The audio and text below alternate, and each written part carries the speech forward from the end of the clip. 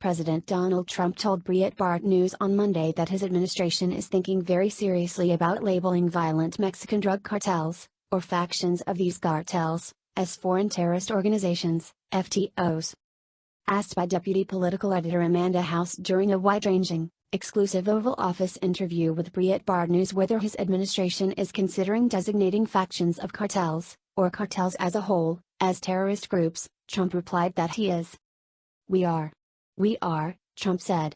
We're thinking about doing it very seriously.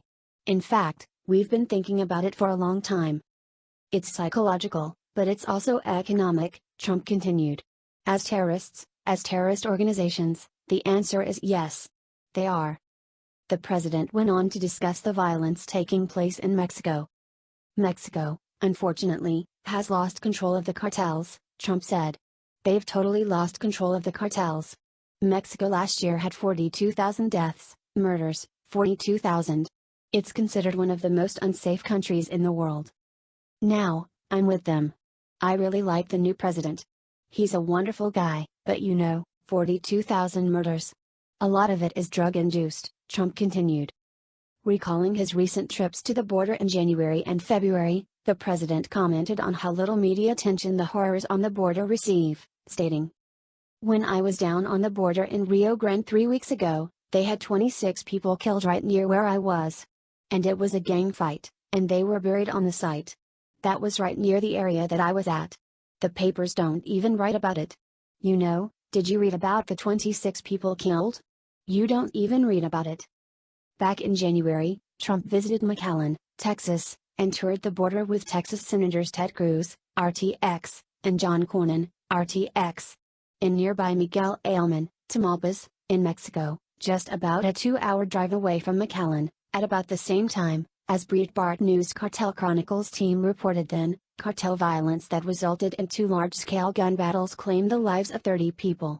The Cartel Chronicles team of Breitbart News published several graphic photographs of the aftermath of the gun battles.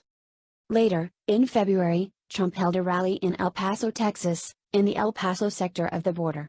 Breitbart News Cartel Chronicles team has published many examples of gruesome violence in Mexico near El Paso, including an October 2018 report from Robert Arce on the discovery of 6 decapitated bodies by authorities in the state of Chihuahua, Mexico.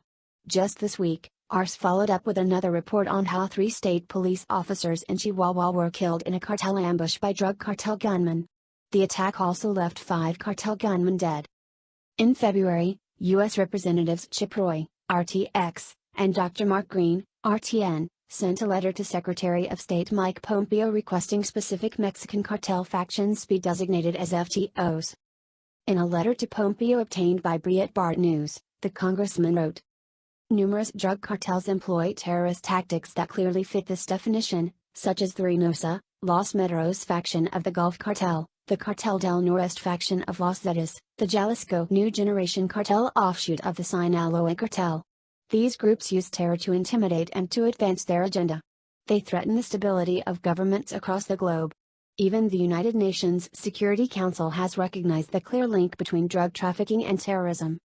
Many drug cartels are based in Latin America, regions of which have seen decades of ruthless violence. According to a Congressional Research Service report, since 2006 there have been roughly 150,000 organized crime-related killings in Mexico alone.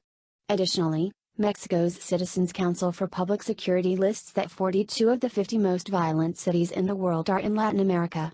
Many of these cities are more dangerous than war zones. Drug cartels have committed heinous acts of terrorism, from carrying out bombings that have killed innocent people, conducting ISIS-style beheadings, assassinating government officials and members of law enforcement, and engaging in torture and indiscriminate murder. Back in late January, too, Director of Breitbart's Border and Cartel Chronicles projects Brandon Darby and Breitbart border reporter Ildefonso Ortiz reported exclusively that an actual terrorist who had served time in a Mexican prison for bombing of a U.S. consulate in Mexico had taken the reins of a major drug cartel. A verified and convicted terrorist who attacked a U.S. consulate with a grenade and automatic rifle fire has taken over the ruthless Los Zetas cartel, a group headquartered at the Texas border in the Nuevo Laredo metropolitan border area. Nuevo Laredo, Tamaulipas, sits immediately across the border from Laredo, Texas, and is the only urban location along the entire US-Mexico border that does not have any fencing or constructed security barrier of any kind. The convicted terrorist, Hector Raul Luna, is known as El Torre and was convicted in the 2008 terror attack on the U.S. consulate in Monterrey, Mexico. He was released from prison due to bribes paid by Cartel Jalisco New Generation, CJNG, and has now taken over the dominant faction of Los Zetas, Cartel del Noreste, CDN, to open up the lucrative and unsecured border corridor into Texas. It remains to be seen what will happen from here, but now the ball is in the administration's court on what to do with the cartels. In response to a follow-up question from Breitbart News senior White House correspondent Charlie Spiring, though, President Trump said the establishment media in America is at least beginning to acknowledge the crisis that is on the border despite the lack of coverage of cartel violence on both sides of the border. By the way, I can believe it. They're finally starting to admit it, Trump said when Spiring noted that some in the media are finally admitting that there is a crisis on the border.